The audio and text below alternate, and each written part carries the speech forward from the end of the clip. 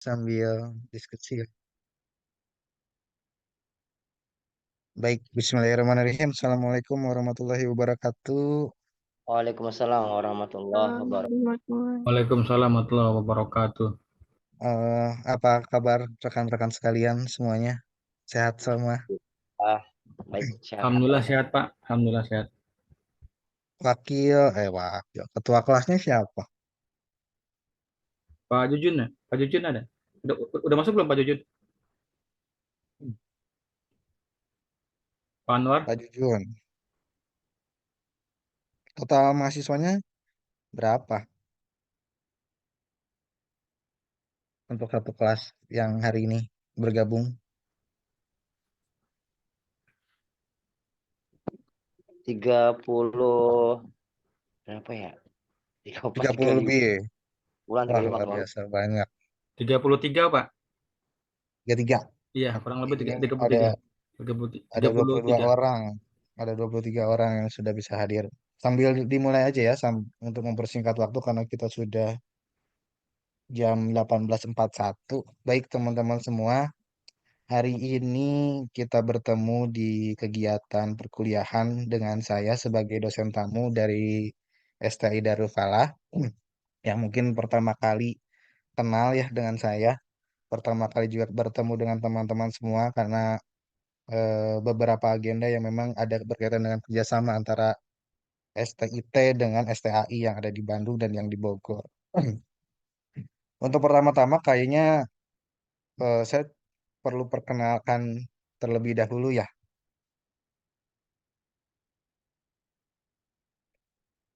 Nama saya Gilang. Saya coba sambil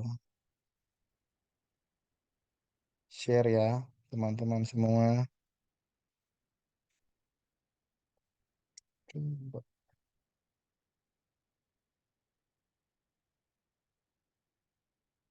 Kelihatan nggak? Kelihatan. Iya, tampil Ustaz. Kelihatan, Pak. Kelihatan.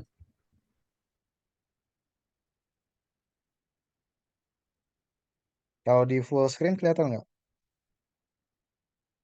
Atau masih tampilan yang sama yang tadi? Atau udah full? Full, Pak. Sudah Full. full. Udah full, Mantap Pak. sekali. Full nih. Full, full. Oke. Hari ini mata kuliahnya strategi belajar mengajar. Saya perkenalkan diri terlebih dahulu nanti teman-teman yang memperkenalkan diri kepada saya. Nah, saya nama lengkapnya Gilang Gemilang Dawos, tempat tanggal lahirnya di Bandung, tanggal 2 Mei tahun 92.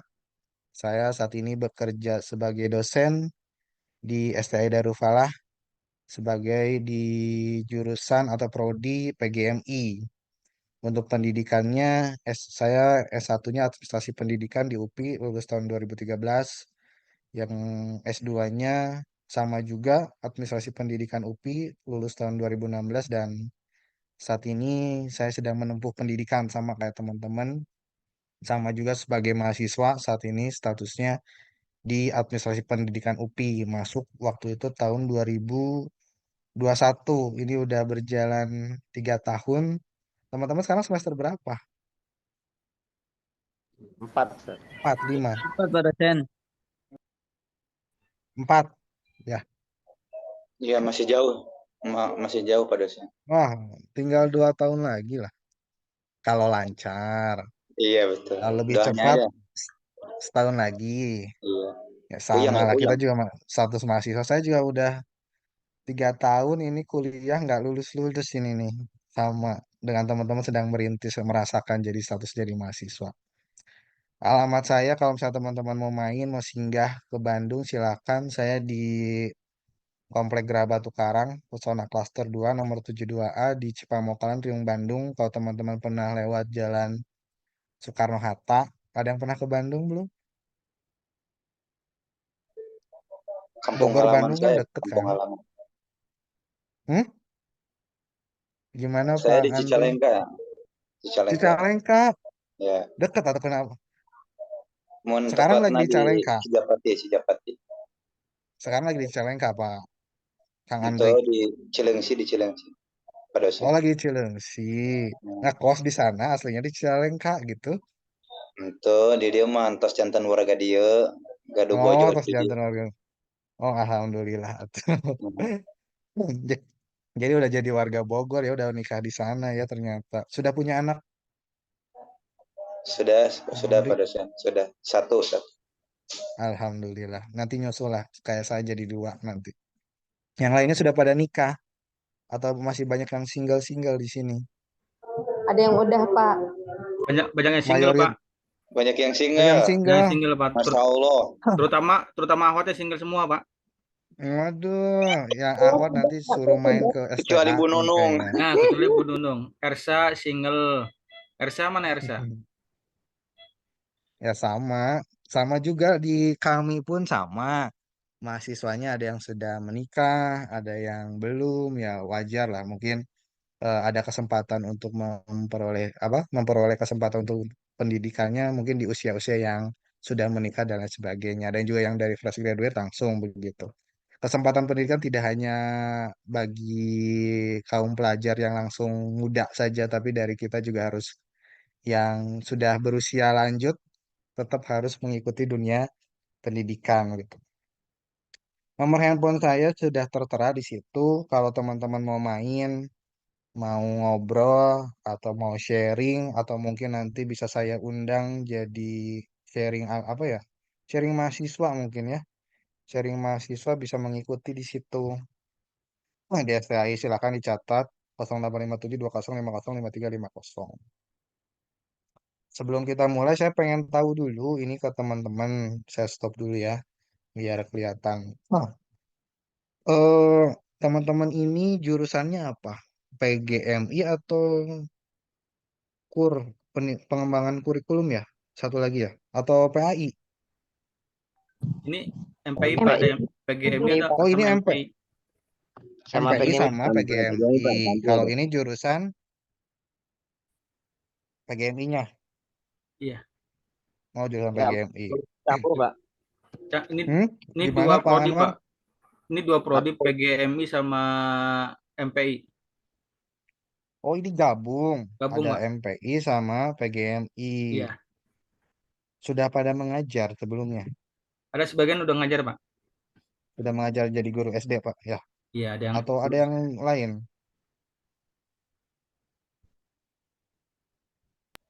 Ada yang ngajar di Berarti, pondok juga, Pak. oh ada yang ngajar di Ponpes. Alhamdulillah. Berarti teman-teman di sini sudah punya pengalaman sebenarnya tinggal memoles diri aja ya. Sudah banyak ilmunya, sudah banyak belajar. Di sini, di sana pertemuan keberapa saat ini? Ke pertemuan 11, 12, kalau nggak salah. Kalau mulainya bulan, kalau di kami bulannya Februari akhir, Maret awal, sekitaran bulan 11. Kalau di negeri mungkin udah mau UAS kalau di negeri. Ini udah pertemuan 11 ya? Belum, Pak. Oh belum, baru UTS, Iya, baru baru. beres. Sudah belajar sampai mana di sana untuk strategi belajar mengajarnya? Karena kebetulan di kami di PGMI, kalau di kami tidak ada mata kuliah khusus ya untuk strategi belajar mengajar, tapi diinkludkan dengan materi atau mata kuliah perencanaan, media, dan evaluasi. Jadi include di situ begitu. Dan saya kebetulan mengampu mata kuliah perencanaan dan medlit kebetulan. Untuk tahun sekarang medlitnya nggak dipegang, tapi yang sekarang ada perencanaan dan pendidikan anti korupsi. Kalau di teman-teman strategi ini memang dimasuk di semester 4 itu ada untuk di MPI dan di PGMI begitu. Iya, Pak. Kalau sistem perkuliahannya memang online, karena saya baru pertama kali nih. Enggak, Sistem Ustaz. perkuliahannya, Seminggu offline, seminggu online, Ustaz. oh seminggu online, seminggu Offline. offline. Berarti pas offline-nya di kampus ada materinya, ketika di online biasanya ada tugas-tugas begitu. Kalau kalau online Zoom, Pak. Online Zoom, oh berarti Iya. daripada materi ya berarti. Tetap Pak, online eh, maupun offline tetap materi ada. Oke. Ya, cuman bedanya kalau kalau offline kan langsung ke apa? Ke lokasi ke Ke lokasi. lokasi Kalau kampus. kampus, kalau online lewat Zoom dia semua. Kalau kalau hari ini memang jadwal kuliahnya memang malam atau Setiap hari gimana? malam Pak, dari jam 4 sampai jam 8. Dua Oh, dua mata kuliah. Jam 4 sampai hmm. jam 4 sampai setengah 6, terus mulai lagi jam setengah 7 sampai jam 8 Pak. Oh, berarti teman-teman sekarang saat ini statusnya sedang bekerja juga berarti. Iya, ada sebagian Jadi udah di bekerja, ada sebagian oh, ngajar, jadi ada sebagian masih baru hmm, lulus baru lulus sekolah. alhamdulillah. Ya, jadi Nanti campur kan nih Pak. dari ya alhamdulillah. Jadi Iya, nanti Pak Ramdhani, Pak Anwar, Pak Andri, Bu Nunung ya, dan lain sebagainya bisa sharing pengalaman siap siap Pak. dengan yang muda-muda, sharing keilmuan dan lain sebagainya. Karena guru yang paling dapat diimplementasikan itu adalah pengalaman itu sendiri sebenarnya, bukan keilmuan aja. Tapi dengan keilmuan ada pengalaman. Nanti kita bahas. Untuk sampai saat ini sudah sampai mana strategi? Saya juga pengen tahu nih apa yang didapat dari teman-teman semua. Terakhir tentang metode, Pak, pembelajaran. Oh, metode-metode ada ceramah, ada diskusi begitu ya.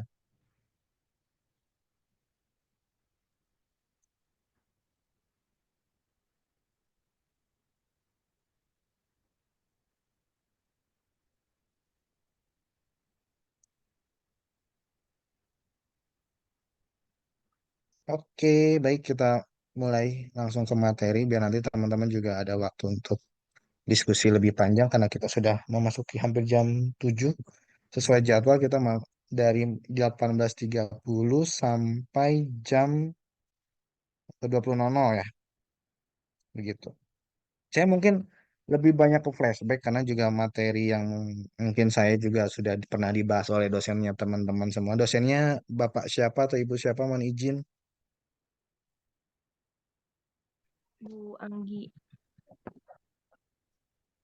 Ibu Anggi, Bu. Pak, Ibu Anggi. Ya, Bu Anggi. ya dari Bandung juga tuh, dari Lembang beliau. Insya Allah. Oh, dari Lembang juga. Dosen memang dosen tetap di situ atau sebagai dosen tamu? Betul, dosen tetap. Oh, dosen tetap juga.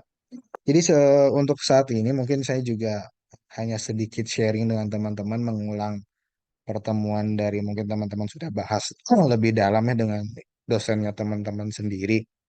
Nah, mungkin kita lebih sedikit diskusi, lebih lebih banyak flashback mungkin berkaitan dengan apa itu strategi, apa itu strategi belajar mengajar yang ada di pendidikan itu sendiri.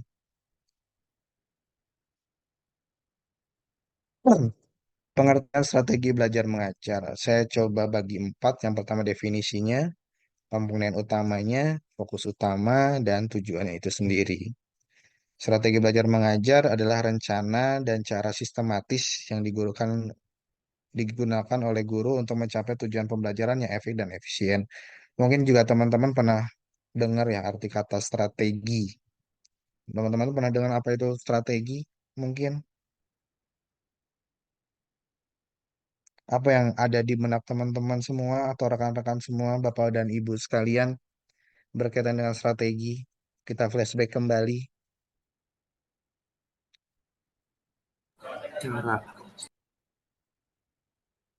Kalau teman-teman mungkin pernah sering ngedengar tentang, ayo kita kumpul di tempatnya di Migacoan misalnya gitu ya.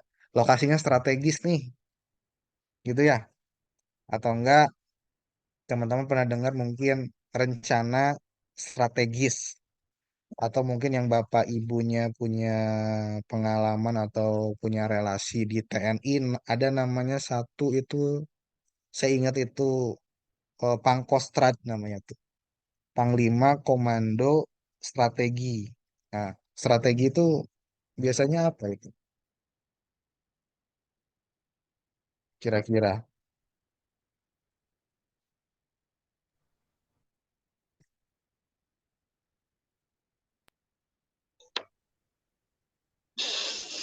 Strategi.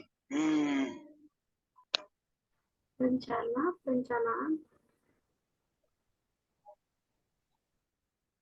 Apa yang diingat sama teman-teman semua, rekan Bapak Ibu sekalian, Ko- kalau saya berkaitan sih dengan strategi? sering sering dengar itu di sepak bola ya.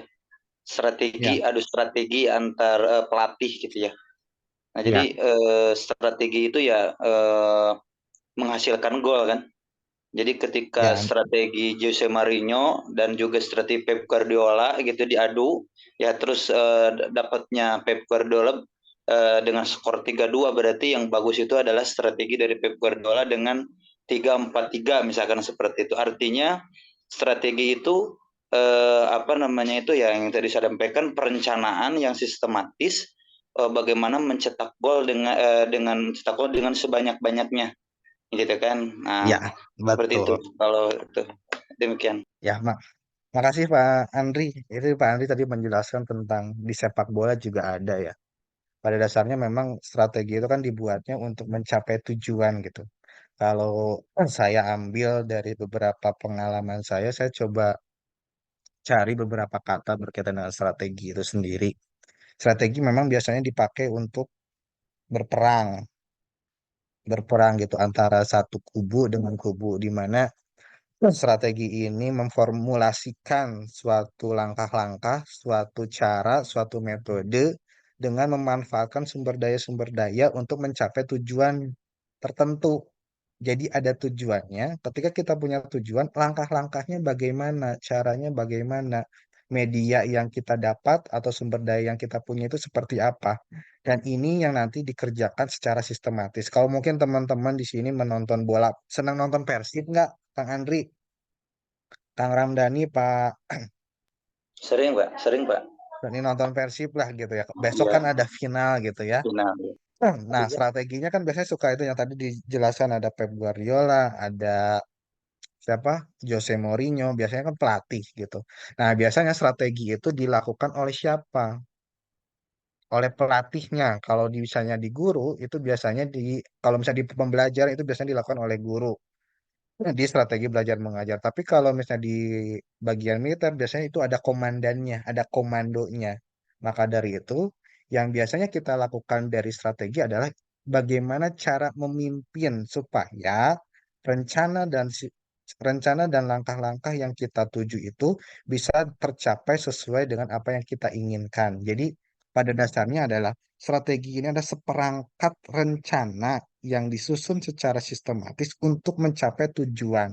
Nah, tujuannya apa? Kalau misalnya tadi Persib Mahoyong menang gitu ya, pengen menang dan lain sebagainya. Kalau misalnya di perang mah juga sama gitu. Kalau mungkin teman-teman juga sama pernah ngelihat Perang Dunia Satu, Perang Kedua, Perang Dunia Kedua, juga sekarang sedang ramai-ramainya gencar-gencarnya antara Israel dengan Hamas begitu.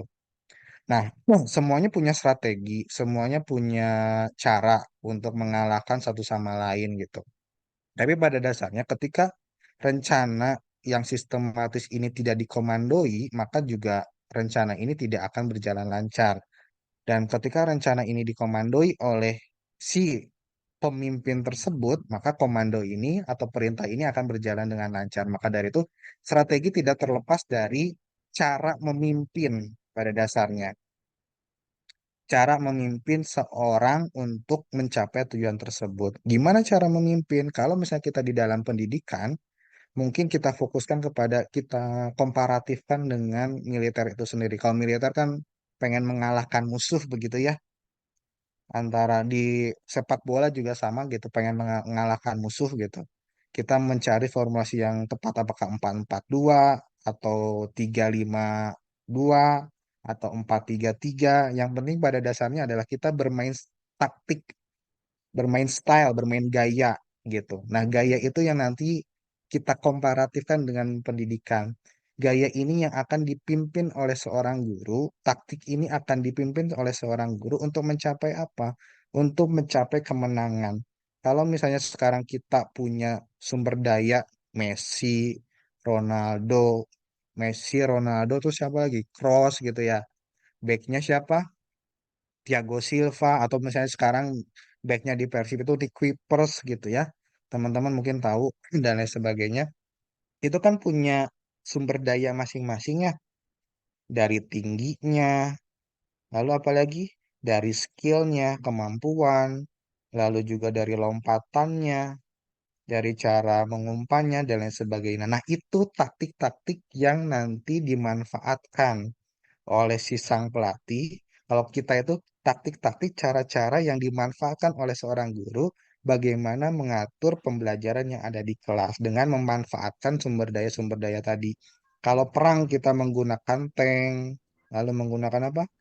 Pesawat, rudal, dan sebagainya. Nah, kalau guru menggunakan apa dalam berperang? Perangnya apa sih pendidikan itu? Apakah kita itu bersaing dengan sekolah lain? Apakah kita itu bersaing dengan kampus lain? Apa perangnya dalam dunia pendidikan itu sebenarnya apa sih? Mungkin teman-teman bisa sharing. Sebenarnya pendidikan harus berperang gitu, sama gitu Bang. dengan strategi tentang taktik. Kalau kita bahasa kiasannya ya tetap juga kita juga berperang, tapi berperangnya bukan berperang kepada sekolah lain, berperang kepada apa universitas lain, berperang kepada sekolah tinggi lain, bukan. Tapi itu sebagai mitra kita. Karena tujuan kita sesuai dengan undang-undang adalah mencerdaskan kehidupan bangsa, begitu ya. Jadi perangnya itu adalah gimana caranya warga negara Indonesia itu bisa cerdas, bisa melawan namanya kebodohan, kemiskinan, ketimpangan sosial. Maka dari itu, ketika didefinisikan ada komponen utamanya, yaitu menggunakan metode, menggunakan media, dan menggunakan pendekatan yang saling terkait untuk menciptakan pembelajaran aktif dan bermakna. Jadi pada dasarnya, ketika kita mau belajar dan mengajar, itu pasti terdiri dengan menggunakan sumber daya yang ada. Sumber dayanya apa? Metode, media, pendekatan. Kalau misalnya sekarang Cristiano Ronaldo seringnya makan nasi Padang, terus makan apa lagi? Makan es cendol Elizabeth gitunya, apa lagi Bapak Ibu yang kolesterol-kolesterol misalnya. Apa yang terjadi? Apakah dia siap untuk berlari sprint dengan siapa itu Cristiano Ronaldo biasanya dengan Sergio Ramos gitu? Keteteran atau tidak? Nah, maka dari itu ketika kita pengen mengejar sesuatu, mengejar lawan nih, karena lawan kita itu sedang berupaya juga nih mengancam dunia pendidikan. Siapa tuh yang mengancam itu? Ya kemiskinan itu, kebodohan, lalu ketimpangan sosial. Karena begini teman-teman, mungkin teman-teman juga sedikitnya punya cerita. Eh, orang miskin bisa jadi bodoh tidak? Dan orang bodoh bisa jadi miskin atau tidak? Gitu coba. Ketika orang miskin, mohon maaf tidak berkece, berke, apa ya, berkecukupan gitu ya, di bawah menengah ke bawah atau ya tadi secara material masih kurang begitu, tidak berkesempatan untuk memperoleh pengetahuan, apa yang akan terjadi?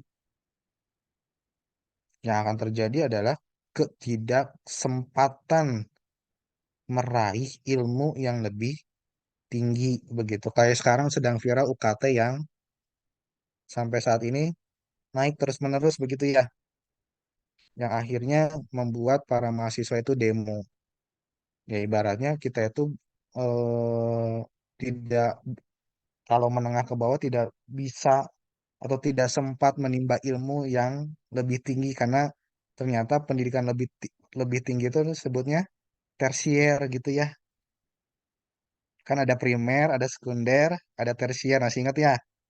Begitu Bapak-bapak. Ternyata ada salah satu yang viral kemarin disebutkan ternyata pendidikan tinggi itu tersier. Coba bayangkan ketika pendidikan itu tersier, warga negara Indonesianya hanya berkesempatan untuk memperoleh pendidikan dasar atau menengah, tidak dapat memperoleh pendidikan tinggi, apa yang akan terjadi? Apakah para PNS, para menteri itu tidak kuliah? Gitu kan? Apakah lulusan SD itu bisa berkesempatan menjadi insinyur? Apakah lulusan SD itu bisa berkesempatan menjadi dokter? Apakah lulusan SD, SMP bisa berkesempatan menjadi tentara dan polisi? Ternyata semuanya membutuhkan ilmu pengetahuan. Nah, semakin butuh ilmu pengetahuan, ternyata semakin banyak juga cost atau biaya yang dibutuhkan. Nah, maka strateginya bagaimana? Begitu ya, teman-teman semua. Kampus, sekolah itu pasti menyediakan strategi-strategi untuk mencari prajurit-prajuritnya. Kita ini sebagai prajurit kalau saya sebut. Prajurit yang siap dikomandoi oleh ketua prodinya untuk mencerdaskan kehidupan bangsa. Strateginya adalah dengan menggunakan metode media agar tujuan yang tadi mencerdaskan diri bisa tercapai. Fokus utamanya adalah bagaimana guru itu bisa merancang, melaksanakan kegiatan yang melibatkan pembelajaran secara aktif. Begitu. Tujuannya adalah meningkatkan pemahaman, keterampilan, dan motivasi belajar. Biasanya ada tiga hasil pendidikan itu. Ada afektif, ada kognitif, ada psikomotorik, atau ada yang biasanya disebut adalah pengetahuan, sikap, dan keterampilan. Untuk apa? Untuk digunakan oleh para manusia ini, oleh kita, untuk diinvestasikan di masa yang akan datang. Kenapa investasi?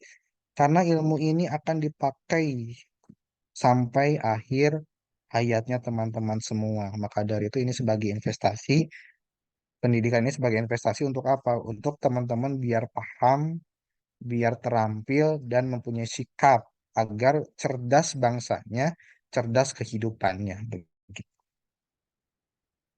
Nah, tadi ketika disebutkan ada strategi, ada terkait dengan pembelajaran aktif.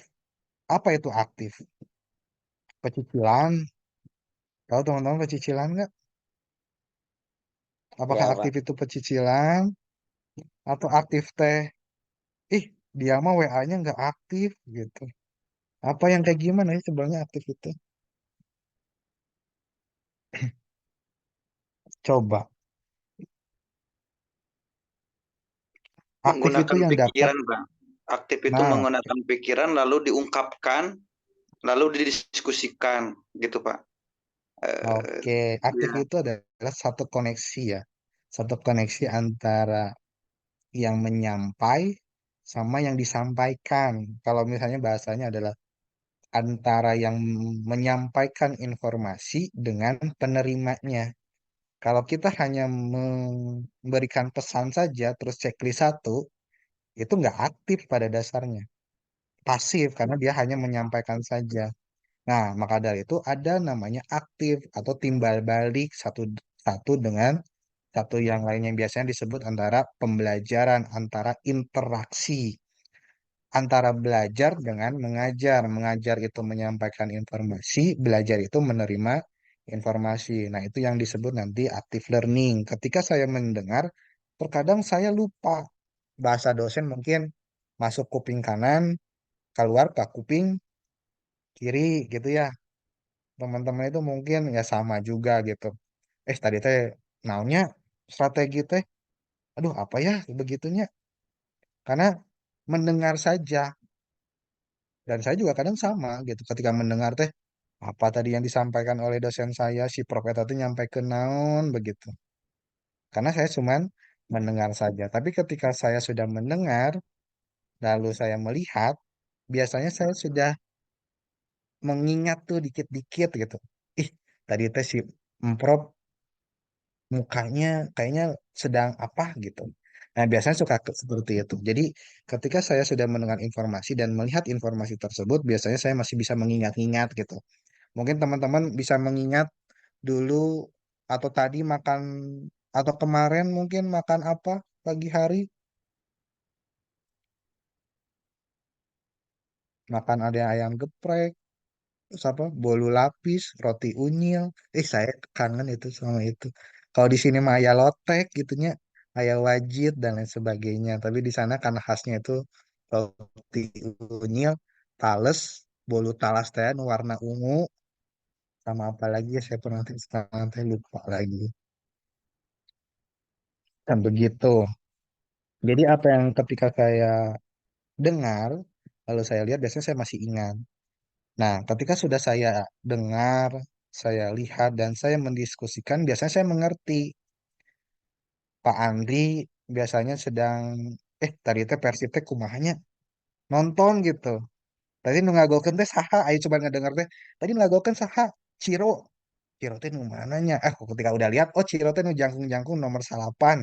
Ingat, tapi ketika sudah dia lihat, dia ingat, lalu diskusikan dengan Pak Anwar, biasanya tuh nyambung tuh. Satu frekuensi tuh. Aktif tuh satu frekuensi biasanya. Maka dari itu biasanya dia mengerti. Nah, ketika sudah didengar, lalu dilihat, lalu diskusikan, dan dilakukan, biasanya saya sudah memperoleh atau memperoleh ini acquire itu memperoleh sebuah pengetahuan dan sebuah keterampilan. Tadi teh kemarin gol Ciro yang pertama masih inget nggak? Yang bolanya dilambungin ke atas? Ada yang nonton nggak? Atau nonton, Pak.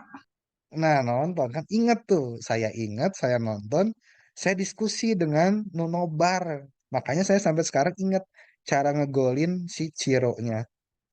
Nah, ketika sudah saya ingat, saya lihat dan saya diskusikan, saya perlu melakukan. Tapi karena saya bukan pemain bola, biasanya saya nggak bisa. Karena saya bukan skillnya, karena keterampilan itu punya kekasan masing-masing. Tapi saya mengerti cara mainnya. Bolanya ditahan dulu pakai dadanya, disimpan di kaki, lalu diaclungkan ke luhur gitu ke atas. Nah, itu yang disebut dengan active learning. Mulai aktif. Tapi ada yang lebih bagus. Ketika saya sudah dengar, saya lihat, saya diskusikan dan saya lakukan dan saya ajarkan, berarti saya sudah bisa, sudah menjadi master. Coba bayangkan, Jose Mourinho tuh bisa najong. Pernah lihat nggak Jose Mourinho tuh bisa najong? Pernah bayangkan nggak seorang komando, siapa ya jenderal yang sekarang itu Pak Kapolri lah, Pak Kapolri tuh bisa megang senjata. Coba bayangkan ku Pak Anwar, ku Pak Andri, ku Pak Cece, ku Pak Adrian dan lain sebagainya. Nah sekarang coba bayangkan guru tidak pernah megang spidol jeung kapur. Mau mencerdaskan kehidupan bangsa nu kumaha kalau mereka aja tidak pernah merasakan bagaimana suatu proses pembelajaran dan mau melatih dari proses pembelajaran tersebut. Pak Andri sekarang ngajar nggak? Pak Andri, Pak Cece, Pak Anwar, Bu Konita, Bu Nunung ngajar? Sudah ngajar di SD? Pak Anwar, Ustad. Pak Anwar, Oh, Pak. Pak Anwar Pak sudah. Anwar, Ibu Mariza. Pak Nah, Anwar, Bu Pak Marisa. Anwar, Bu Marisa itu sudah mengajar. Tinggal mempoles saja. Nah, ketika sudah mengajar dan mempoles, lalu memberikan pengetahuannya kepada saya, kepada Pak Andri, kepada teman-teman yang lain, nah, itu yang disebut master. Sudah punya kompeten lah ibaratnya. Karena kompeten itu saya coba bagi tiga. Ada kompetensi, gitu ya. Teman-teman pernah dengar mungkin kompetensi, ada kompeten, ada kompetisi. Kompetensi itu adalah apa yang diharapkan dari seseorang. Itu biasanya kompetensi. Nah, ketika harapan itu terus dilakukan, yang tadi I do, saya dengar, saya lihat, saya diskusi, terus saya lakukan, nah biasanya saya punya tuh namanya yang disebut kompeten. Dia itu bisa, karena dia punya kompetensi, makanya dia disebut, oh Pak Anwar mah kompeten dalam bidang teknologi membuat media pembelajaran berbasis Canva, misalnya gitu ya. Karena kenapa? Karena Pak Anwar sering melakukan, itu yang disebut kompeten. Nah, satu lagi ada terakhir kompetisi. Apa yang dimaksud dengan kompetisi? Ya tadi tanding itu Ronaldo sama Messi itu siap berkompetisi karena apa? Karena dia kompeten, sudah punya kompetensi main bolanya. Najongnya udah bisa, nyundulnya bisa, ngopernya bisa. Coba mun saya najong, nyundul gitunya, dan saya mah bukan ahlinya di situ gitu. Semuanya sudah punya kode dan kodarnya begitu ya. Ahli sayanya ya adanya di sini. Status saya sebagai dosen hanya memberikan informasi. Kalau saya memberikan informasi kepada pemain bola yang ada formasinya gagal. Kenapa? Karena bukan kemampuannya. Nah, untuk melakukan kemampuannya ya tadi, saya harus mendengar dulu, saya harus melihat dulu bagaimana, saya harus punya pengalamannya, seperti apa, sehingga saya bisa menelaah kira-kira cara untuk berkompetensi itu, cara untuk mempunyai kompeten itu, sampai cara saya untuk bersaing sehingga saya bisa berkompetisi, ya sepatunya akan diraih begitu.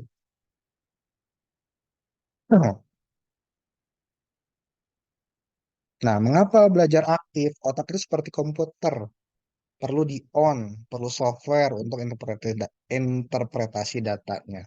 Teman-teman mau ngetik harus punya Microsoft Office, ada Word, ada PowerPoint, ada Excel dan sebagainya. Teman-teman mau Zoom punya aplikasinya.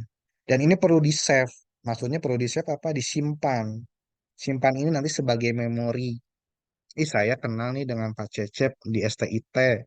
Ih, saya kenal dengan Pak Anwar di STT. Nah, itu di save tuh, ada memori di dalamnya. Teman-teman punya handphone kan ya sekarang? Atau sekarang Zoom-nya pakai handphone? Iya, Pak, Itu ya, pakai handphone. di dalam handphonenya ada memori kan ya? Ada berapa giga gitu ya. Nah, semakin besar memori, itu semakin besar juga daya tampung. Semakin embernya semakin besar, daya tampungnya juga semakin besar. Nah, yang kita perbesar apanya? Embernya atau airnya? Yang kita sedang Embernya, terbesar Pak. adalah embernya, supaya air segimanapun itu tetap masuk. Jadi jangan sampai kita memperbesar airnya, embernya nggak cukup. Yang ada adalah kolab gitu. Pak Andi, Pak Anwar kuliah di jam 7 lebih ke jam 8 gitu. Ketemu we teoritis terus gitu. Wah ya tak olap gitu tak. Nah, yang harus diperbesarnya adalah kemampuan diri dulu, siap nggak menerima itu, sehingga ketika mencari ilmu pengetahuan itu bisa tercapai begitu. Nah, ini ada orientasi terhadap memori. Kenapa perlu memori? Karena ini berkaitan dengan strategi. Ada yang mohon maaf, anak-anak itu ya karena kita di PGMI dan di MPI beberapanya mungkin di pendidikan dasar mengenal tentang anak ya, karakter anak. Anak itu ada yang cepat tanggap, ada yang agak lemot lah gitu ya. Karena memang punya karakter-karakter yang berbeda-beda. Ada yang sering lupa, atau memang bakat tingku poho terus ya teman. Karena memang tidak senang atau tidak apa ya, tidak sesuai dengan moodnya, tidak sesuai dengan minatnya yang biasanya. Maka dari itu ada perlu namanya long term memory, sering dilatih. Kenapa sering dilatih? Biar kita terbiasa. Agar terbiasa itu ya bisa karena terbiasa, begitu ya bahasanya kan ya. Bisa pengalaman itu karena terbiasa. Teman-teman nggak mungkin sekarang suruh lari maraton dari Bandung ke Jakarta kalau memang bukan macan atau bukan citah yang suka lari atau bukan kuda. Coba bayangkan ketika manusia yang bukan eh, kapasitasnya untuk suruh lari disuruh lari. Ya kayak gitulah. Maka dari itu yang akan kita perbesar ada gimana memori ini daya tampung otak kita, daya tampung sikapnya, daya tampung keterampilan itu diperbesar. Karena balik lagi, pengetahuan itu tidak terlepas dari usia, teman-teman. Sampai kapanpun kita akan memperoleh ilmu pengetahuan, sampai akhir hayat pun, sampai detak jantung yang ada di ICU itu masih berdetak gitu. Itu kita akan memperoleh ilmu pengetahuan sampai sakaratul maut pun kita suruh syahadat terus ingat syahadat gitu. Itu ilmu pengetahuan sampai akhir hayat itu kita akan pakai. Coba kalau syahadatnya tak apa, tidak pernah dilatih, ker aya nu ngomong syahadatnya, nah ini mah syahadat gitu, nggak ngerti apa gitu. Nah, sama juga ketika guru, pemain bola, prajurit TNI tidak pernah latihan nembak, tidak pernah latihan ngoper, yang ada kebobolan, yang ada kehancuran benteng dan lain sebagainya. Sama juga di dunia pendidikan. Kalau kita tidak pernah melatih anak-anak kita untuk berkembang, yang ada juga pasti hasilnya kurang baik gitu. Yang ada adalah kehancuran dunia pendidikan, kehancuran sumber daya manusia karena memang tidak pernah terlatih begitu. Lalu ini pentingnya strategi. Yang pertama adalah meningkatkan efektivitas, yang kedua adalah menyesuaikan kebutuhan siswa, yang ketiga adalah memotivasi, yang keempat bisa meningkatkan pemahaman. Yang tadi kita lebih efektif karena punya strategi. Kalau tadi Pak Anwar bilang berkaitan dengan Jose Mourinho dan sebagainya, yaitu ada efektivitas dalam suatu pembelajaran, ada tujuannya. Dan yang kedua adalah menyesuaikan kebutuhan siswa. Strategi belajarnya fleksibel, memungkinkan guru untuk menyesuaikan dengan kebutuhan, gaya belajar, dan karakteristik individual. Pernah dengar Pak Andri, Pak Cecep, Pak Anwar, Pak Ramdhani, dan lain sebagainya. Febri Haryadi, tahu Febri Haryadi ya? Pemain sayap Persib, apa apa keneh teu ieu kata-kata Mapai Gawir. Tahu ya Mapai Mapai Gawir apa Gawir? galengan, Pak? Ya hampir sama begitu. Jadi mainnya tuh di sisi terus gitu. Mainnya tuh di sisi kenapa? Karena mengandalkan speed ya gini. Kencang speed gitu. Apa si Aliando apa enggak si Dozel gitu. Kenapa dikasihnya umpan lambung terus? Karena jangkung. Nah, itu karakter tuh. Kenapa pemain belakang yang back tengah itu pasti ketika corner kick ke depan? Karena jarangkung ketika nyundul siap. Coba pemain sayap kita nyundul gitu. Siapa yang pendek tuh ya? Si Beckham, Beckham Putra, taunya Beckham Putra. Tuh tah nyundul. Wah, tuh disikut meren gitu ya dan lain sebagainya. Nah, itu disesuaikan dengan karakter karena nanti menyesuaikan dengan strateginya. Nah, guru juga sama. Ada kan tipe anak itu ada auditori, ada visual sama kinestetik ya. Nah, jadi guru tuh harus bisa menyesuaikan kebutuhan dan gaya belajarnya.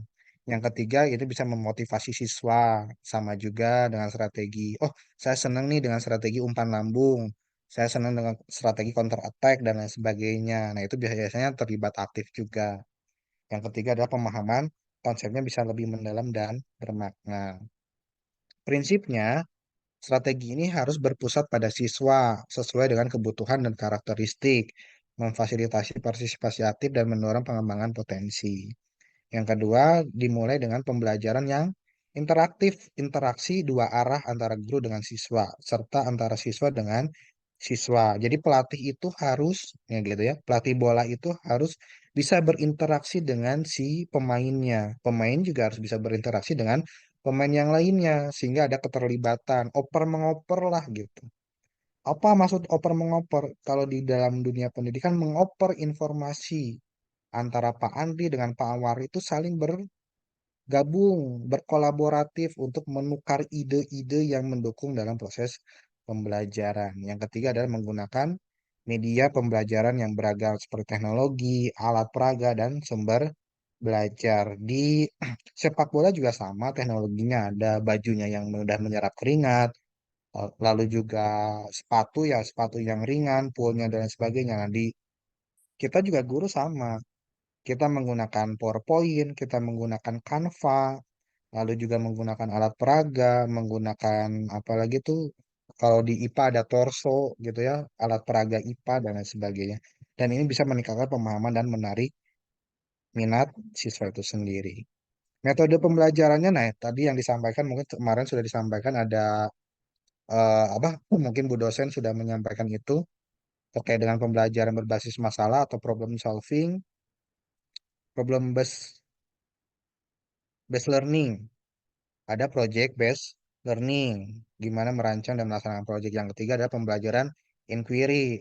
Siswa itu mengajukan pertanyaan dan menemukan jawaban sendiri, biasanya berkaitan dengan diskusi kelompok begitu. Metode ini menempatkan siswa sebagai pusat dari proses belajar.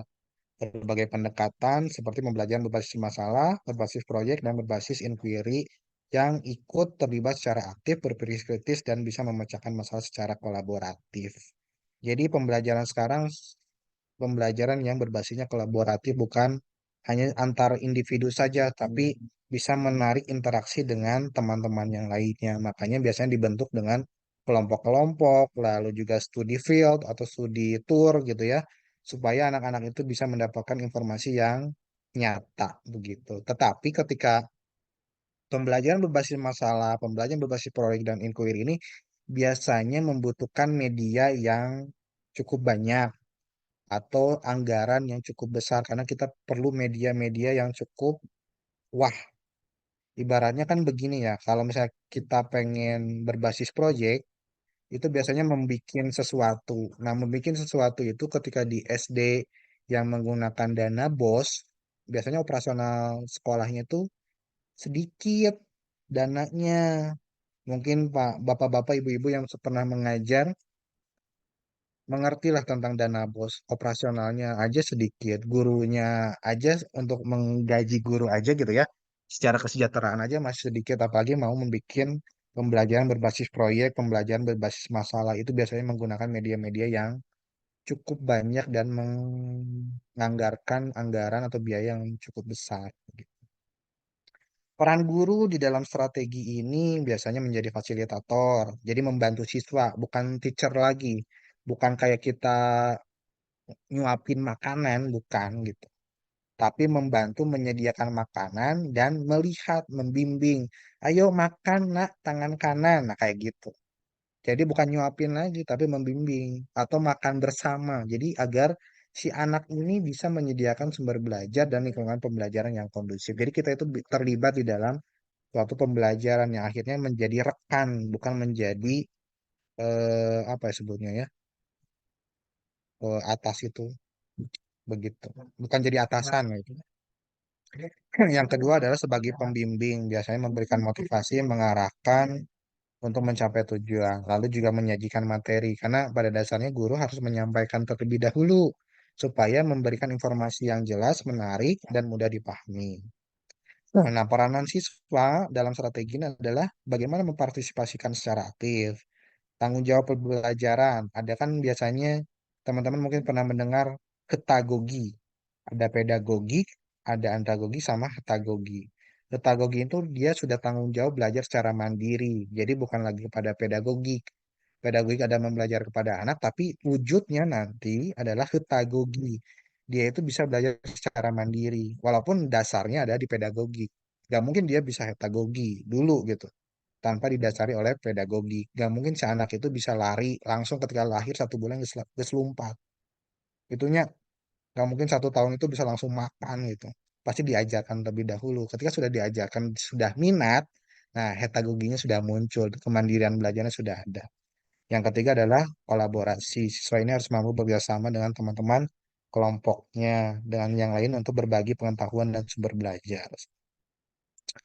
Nah, ini penting juga penggunaan media.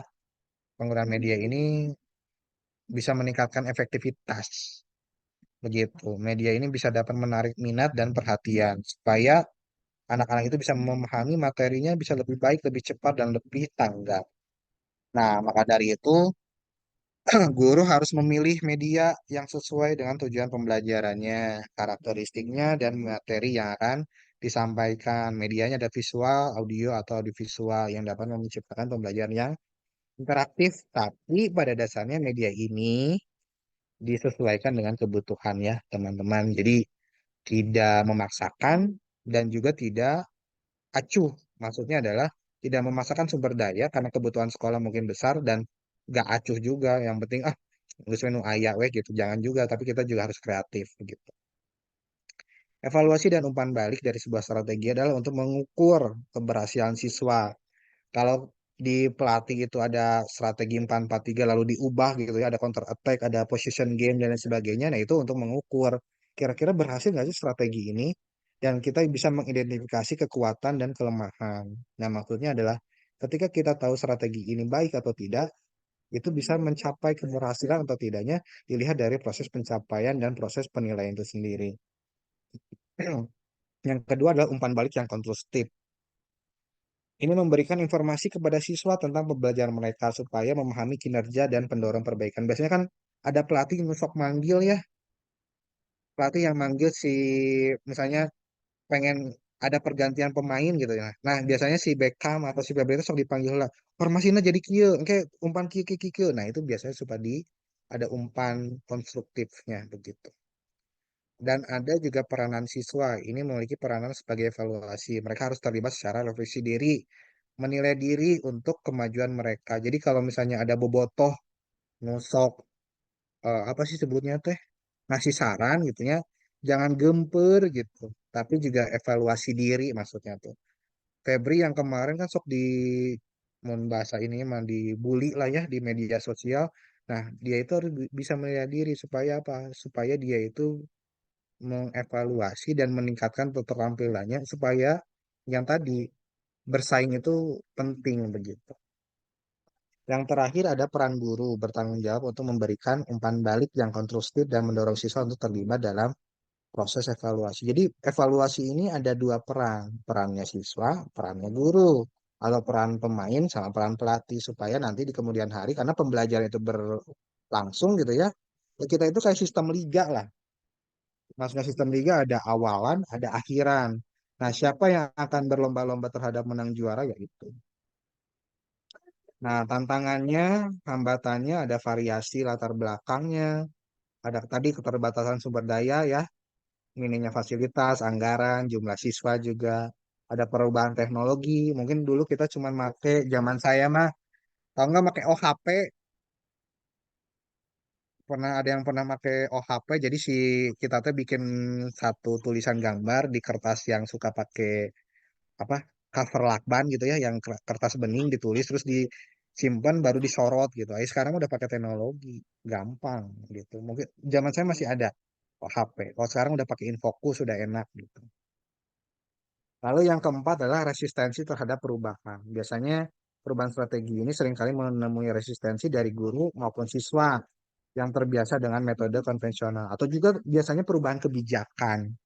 Kayak mungkin teman-teman dulu ada KBK, KTSP, kurikulum K13 sampai sekarang kurikulum Merdeka. Nah, nggak tahu nanti bulan November kalau Pak Mas Menterinya ganti ya, sama Pak Prabowo Mas Menterinya ganti ya, bisa jadi ganti kurikulum oke. Nah, nu disalah kena kumaha gitu. Apa bukan yang disalah, yang di bawahnya itu pasti bingung gitu. Ini nu saya sudah belajar kurikulum K13 geus ahli, kurikulum merdekanya karek dipelajari, belum ahli, geus ganti deui gitu. Jadi biasanya seperti itu. Jadi ada perubahan-perubahan yang bersifat dinamis terhadap strategi belajar mengajar kita. Dan terakhir, terima kasih.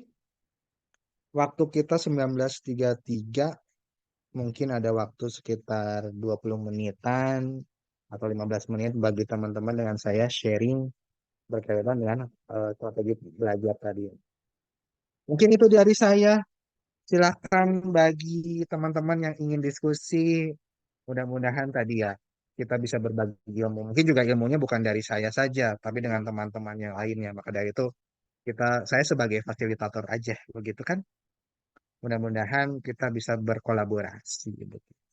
Silahkan, mangga itu PPT-nya nanti saya share kemana ya? Ke grup ke grup. Saya nggak punya grup ya. Saya share nanti di ini ya teman-teman di chat. Mana ya? Silahkan, mungkin teman-teman ada yang mau di-sharingkan.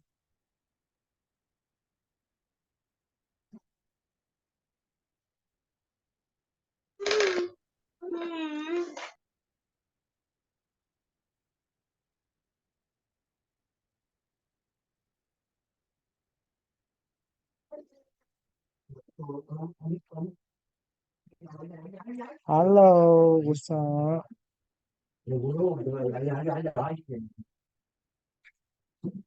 Kan dia biasa anak-anak. Halo. Ya bapak-bapak juga sama lah kan kalau malam-malam sering digang apa. Nah kayak Pak Aldi anaknya ikut kuliah mudah-mudahan setelah ini langsung S3 Pak. Itu jadi dapat ilmunya. Nanti anaknya Kekabayang, papa kekabayang Pak. gitu ya. Papa strategi teh apa gitu. Nyata pemain Persib teh apa gitu. Bisa we tahun gitu.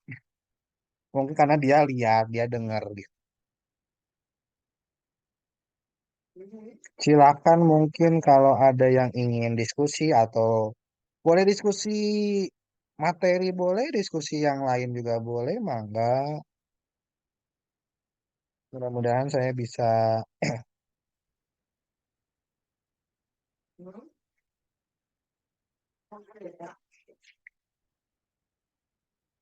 Ayo Bu Ija. ya, mangga. Mudah-mudahan ini tidak sekali pertemuan dengan teman-teman, teman-teman bisa sharing ke mahasiswa kami di STI Darul Falah. Jadi kalau misalnya teman-teman bisa ya alhamdulillah kan deket lah gitu sharing. Di kami juga sama kok. Mahasiswanya tidak semuanya yang fresh graduate, ada yang ibu-ibu, ada yang bapak-bapak, ada yang sudah berpengalaman, mungkin juga mohon izin ada yang lebih tua dari saya gitu ya. Jadi sharing pengalamannya bukan berdasarkan usia sekali lagi, tapi berdasarkan apa yang diperoleh gitu. Informasi itu bukan menghendaki dia muda atau tua, gitu. Tapi informasi itu apa yang didapat lalu diinformasikan, didiskusikan gitu. Sehingga itu menjadi sebuah strategi.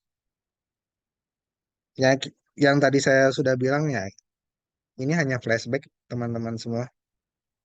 Jadi flashback aja mungkin teman-teman mengingat Pak Bu dosennya ngajar apa, ya saya hanya mengulang karena materinya juga saya di apa kemarin di briefing begitu ya. Silakan mengajar sesuai dengan apa yang Pak Gilang pengen sampaikan. Nah, saya juga coba menyampaikan ya tadi lah flashback aja gitu, mengingat kembali supaya teman-teman terlatih begitu. Semakin mengingat, semakin terlatih, semakin terbiasa dan semakin bisa begitu. Jadi, hmm, hmm, hmm. Silakan ada waktu mau nanya main di Bandung ke Asia Afrika boleh. Eh, Eh, main ke Braga. Pak Jael, mangga misalnya mau main ke dan sini. boleh bertanya Pak dosen. Silakan Pak Jael, mangga. Ya, ini alhamdulillah ya Pak dosen kan sekarang ongoing S3 ya. Itu Ya, motivasi ketika perjalanan S1, S2, S3 itu pas S1-nya kebayang nggak untuk memiliki keberanian oh nyampe S3 nih. Motivasi apa ya, yang terkuat gitu kan. Bisa nyampe ya, puncak itu kan. ya. Terima Mungkin kasih Pak bisa Jael. dijelaskan Pak dosen. Ya, terima kasih. Ada lagi Pak Jael? Itu dulu Pak Hmm, dosen. siap, terima kasih. Kalau misalnya boleh saya sharingkan sebenarnya eh, apa ya? Kalau ini jadi curhat sebenarnya. Dulu itu saya ngambil jurusan namanya Administrasi Pendidikan. Kalau di teman-teman mungkin MP, Manajemen Pendidikan. Kalau di saya masih mengambil jurusannya masih AP. Karena dulu juga saya masuk di S1 itu masuk himpunan APMP se-Indonesia. Karena waktu itu kita mulai APMP itu adanya di Bandung, di UPI gitu. Ada UPI, ada UNESA, ada UNM Malang, UNM Makassar, UM Malang dan lain sebagainya. Jadi ceritanya saya tuh dulu tuh masuk UPI itu karena UPI kan terkenal dengan ini ya, guru gitu. UPI teh guru, UPI teh guru gitu ya, Pak Jael, Pak Cecep gitunya. Jadi ya udah we milih administrasi pendidikan atau manajemen pendidikan dan nggak mau jadi guru dulu teh. Sampai pada akhirnya mungkin diberi kesempatan waktu itu, diberikan kesempatan oleh dosen saya waktu itu menjadi asisten dosen sebelum lulus. Jadi pada saat bikin skripsi waktu itu diberikan kesempatan untuk mendampingi. Namanya tuh Pak Asep Suryana. Ada Pak Asep Suryana, ada Pak Dedi, ada Pak Nugraha. Jadi kumpulan dosen lah di satu ruangan begitu. Nah ceritanya ketika di satu dosen tersebut saya nebeng gitu. Ayo pagi, sebutnya gini ya, non formal aja ya. Ayo lang, sana. Ayo orang ikutlah ke bapak gitu, ke kelas gitu. Ngapain pak? Ah ketakut gue jadi asrot, tahu asrot? Asisten sorot yang tukang ngaklik ngaklik. Lang lanjut gitu. Lang lanjut gitu. Cuman ngeklik ngeklik laptop aja dulu tuh gitu. Sampai pada akhirnya setelah lulus, kemudian diberikan kesempatan beliau gitu ya di UPI itu untuk misalnya gini, Lang saya nggak bisa ngajar, tolong dampingi mahasiswa. Nah gitu ceritanya teh, tolong dampingi mahasiswa. Akhirnya saya masuk ke kelas, gitu teman-teman. Asalnya cuma ngawas gitu, ngawas siga UTS UAS gitu ya. Si Pak dosen teh nggak bisa, cuma ngawas doang. Ya akhirnya cuma ketika ngawas, terus menyampaikan satu materi, sharing lah gitu, Kang. Nah, sharing atuh Pak dosen ngajar iya teh kumaha tentang tugas-tugas yang dulu lah. Sampai pada akhirnya ketika S1 lalu lanjut S2. Jadi saya 2013 lanjut 2014. Nah, muncullah keinginan menjadi dosen itu setelah apa sih? Setelah S2 begitu. Jadi ketika S2 muncul tuh diberikan kesempatan memegang satu mata kuliah di prodi. Jadi asisten dosennya beliau. Jadi misalnya Pak Jael jadi asistennya saya gitu. Pak Jael, ayo ikut ke kelas gitu. Damping aja, asalnya jadi asisten sorot gitu. Sampai karena beliau itu dosen-dosen kan sering pengabdian ya. Sering pengabdian, sering penelitian, kadang suka keluar. Akhirnya saya yang suruh masuk. Karena materinya masih nyambung, sampaikan we lah, sok naon we gitu. Nah, saya coba ngobrolnya bukan seperti ini formal gitu. Dulu mah ngobrolnya masih Kang, karena cuma beda beberapa angkatan gitu dengan adik angkatan. Kang, ajarkan atuh eta gitu. Tugas nu kamari naon sih itu akang zaman baheula gitu. Akhirnya sharing-sharing setelah lulus S2 baru aja diberikan kesempatan untuk menjadi dosen. Jadi dulunya tuh anti banget teman-teman menjadi guru tuh. Anti sekali.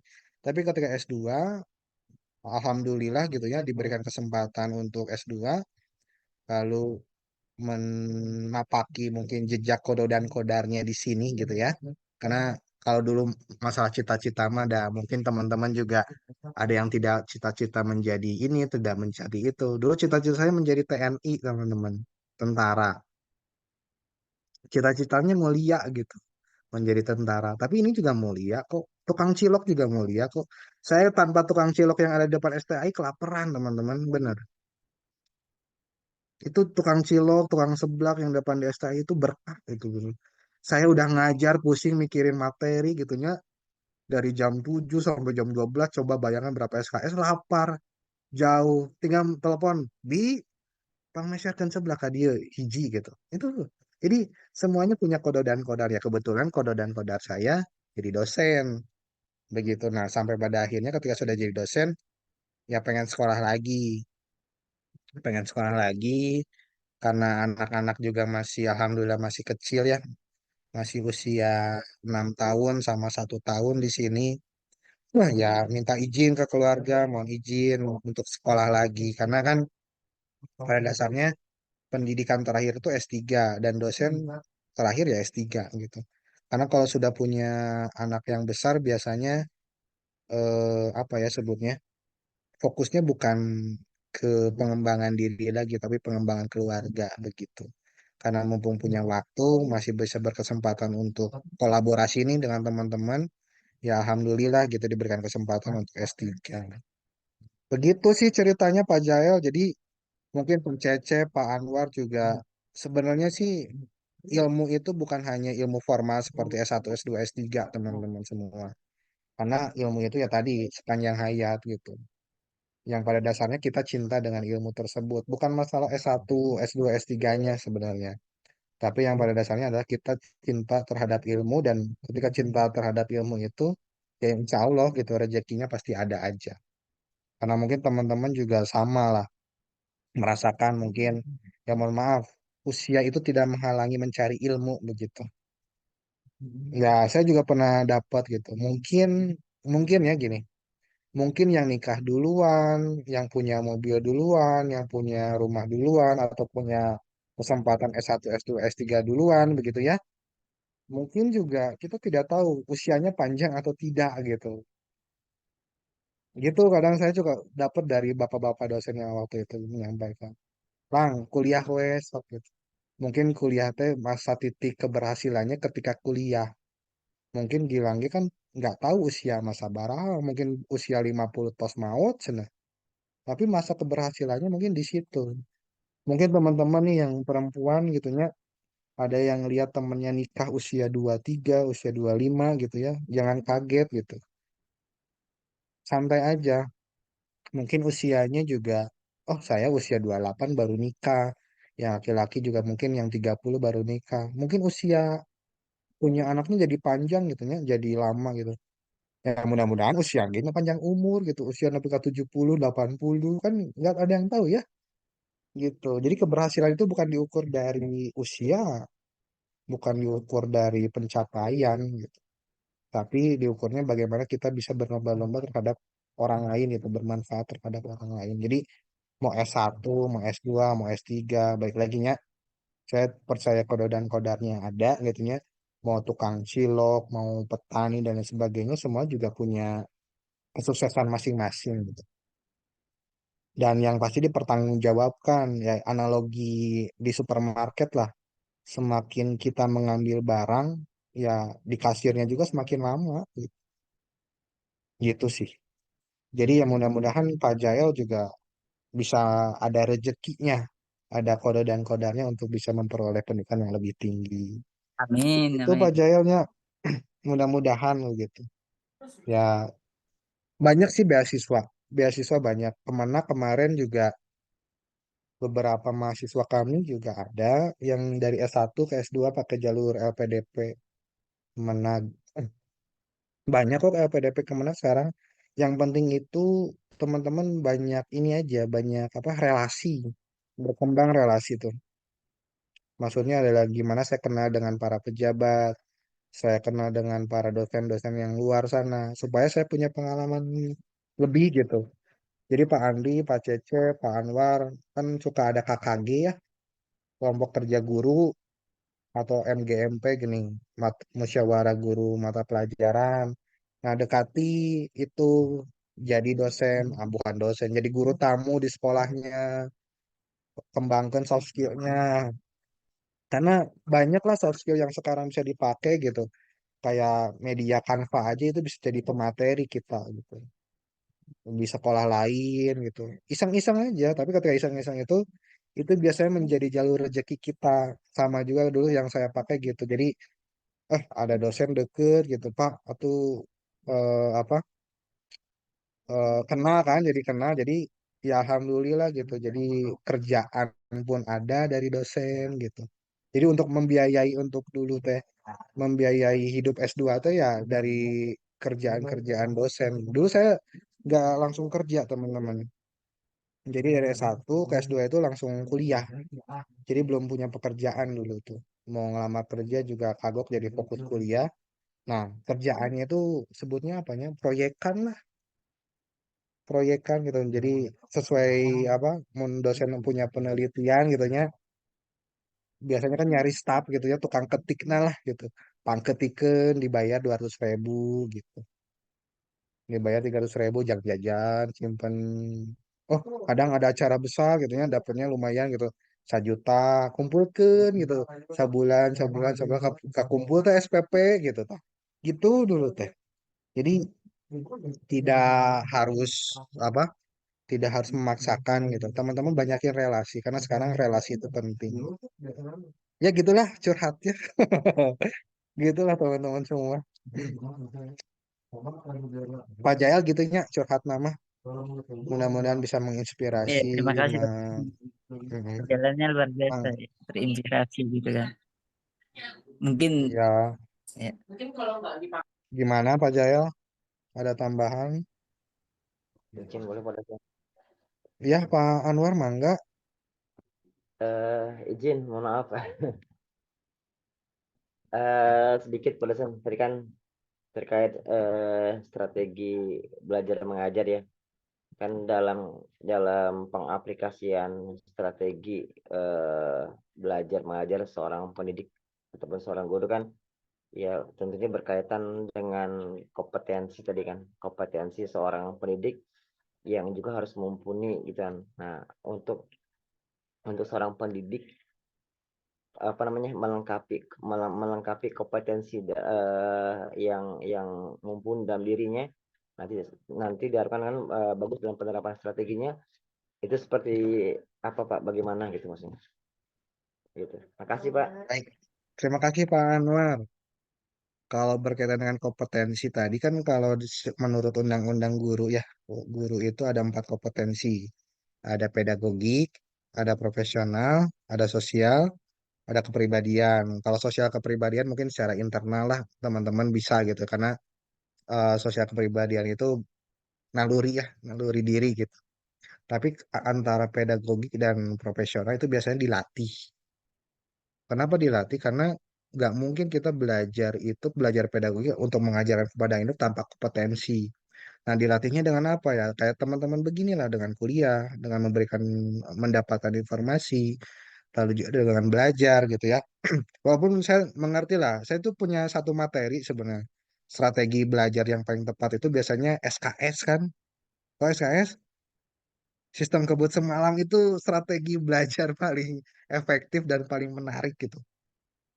Karena sistem itu yang biasanya membuat orang itu memacu adrenalin. Nah, berkaitan dengan memacu adrenalin, biasanya pedagogi dan profesional itu kita pacu. Nah, satu hal yang biasanya saya tingkatkan adalah, bukan sekarang itu bukan masalah kecerdasan, teman-teman. Biasanya ya kalau saya ya, karena kecerdasan itu sudah banyak sekarang di dalam media online. Teman-teman tahu AI sekarang ya? Tahu chat Ya, GPT nggak? Tahu chat GPT? Sudah memakai chat GPT? Gitu. ChatGPT, terus ada AI PPT kayak Gamma, Tom App gitu ya. Tahu Gamma nggak? Kayak tahu. bikin PPT online gitu. Saya juga memanfaatkan itu gitu. Bukan saya menolak kecerdasan, bukan. Akhirnya kecerdasan buatan itu pasti ada gitu. Dan akhirnya saya bukan mencari kepintaran, tapi saya mencari bagaimana saya mengelola kecerdasan buatan itu. Begitu. Nah, kecerdasan buatan itu yang kita kelola. Karena kalau misalnya mencari kepintaran mah Google, kalkulator, ya guys, ahli gitu ya teman-teman. Apa yang mau kita cari ada semua. Nah, yang akhirnya saya terapkan adalah gimana caranya mengelola kecerdasan buatan supaya pekerjaan saya itu lebih efektif dan efisien. Gitu kan strategi belajarnya begitulah bagi kami, bagi teman-teman juga seorang guru. Akhirnya teman-teman itu, para anak gitu ya, para siswa itu bukan belajar lagi untuk mencari kepintaran, tapi mencarinya adalah bagaimana kecerdasan itu bisa kita kelola. Karena kalau misalnya masalah pintar dengan tidak pintar, maling pun pasti belajar. Maling itu pasti belajar gitu. Tapi mengelola kecerdasannya supaya berguna bagi umat itu tidak bisa terkelola oleh maling gitu.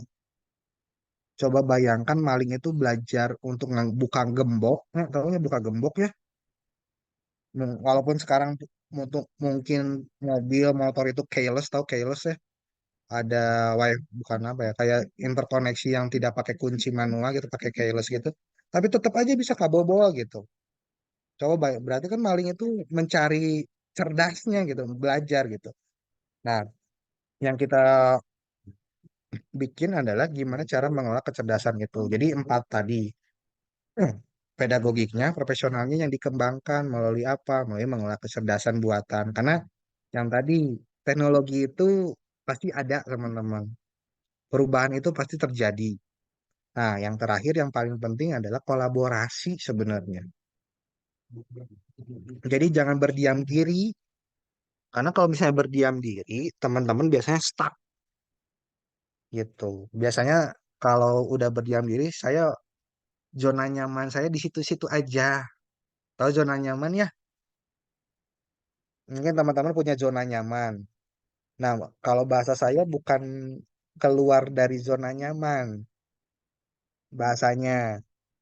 Jadi maksudnya adalah kan teman-teman silahkan keluar dari zona nyamannya supaya bisa mengeksplor diri. Bukan gitu kalau saya. Karena saya sudah nyaman, saya memperbanyak zona nyamannya. Akhirnya jadi lokasi strategi saya gitu. Begitu misalnya sekarang saya zamannya jadi dosen. Berarti saya kembangkan diri zona nyaman saya sebagai dosen kepada dosen-dosen yang lainnya. Nah, yang seperti ini, saya kolaborasi dengan teman-teman di STI Fathahillah. Saya kolaborasi dengan dosen saya di UPI, gitu, sehingga saya bisa berkontribusi di sana. Nah, itu yang akhirnya membawa saya masuk kepada kompetensi yang berbeda begitu. Nah, teman-teman juga sama. Pada dasarnya kan ini guru-guru ya, guru-guru semua punya sekolah masing-masing. Coba bikin seminar bareng-bareng. Pak Anwar, Pak Jujun, Pak Cecep gitu. Bu Konita, Bu Nunung. Bikin seminar kayak gini aja, bikin seminar kecil-kecilan nih, 3 sekolah gitu. 3 sekolah, sekolahnya Pak Anwar, sekolahnya Pak Cecep, Pak Andri, Pak Jujun, 4 tuh ya sekolah gitu. Guru-gurunya bisa berhasil sih di SD kemarin genepnya. 6 guru, 6 kali 4 sekolah, 24 tuh, sakelasen. Cukup Zoom saat gini. Bu, kita mengajar materi tentang kompetensi pedagogi dalam bidang teknologi media pembelajaran berbasis apa matematika misalnya. Cari itu aplikasinya. Nah, kolaborasi begitu. Jadi nanti bapak-bapak terbiasa. Nah, udah terbiasa, biasanya jadi bisa. Yang akhirnya bisa karena terbiasa. Jadi nanti Pak Anwar, Pak Jujun bikin aja seminar-seminar kecil-kecilan. Jadi pemateri, kan akhirnya gitu ya. Jadi pemateri-pemateri, nanti terbiasa ngomong di tingkat sekolah. Nanti biasanya suka ada yang lirik tuh. Pak Kepala Sekolah, ih, nah Pak Cecep, Pak Jujun mah bisa menguasai materi iya nih. Gitu. Biasanya suka jadi itu, jadi staff, jadi apa. Yang akhirnya bisa. Apalagi yang ibu-ibu juga biasanya kan telatennya, ibu-ibu ngetiknya nelaten dan lain sebagainya. Ya bangun tuh kolaborasi supaya nanti apa sih bisa menjamur gitu. Bisa kalau menjamur kan biasanya bahasanya konotasinya jeleknya jamuran gitu. Tapi maksudnya tuh menyebarkan hal yang baik begitu. Begitu sih Pak. Jadi ada 4 kompetensi pedagogi yang memang sudah umum gitu secara aturan. Nah, yang dikembangkannya adalah dengan kolaborasi. Semakin banyak kolaborasi, biasanya kita bisa berpikir kritis, punya komunikasi, dan bisa. Ya itu intinya sih banyak kolaborasi, biasanya banyak kesempatan.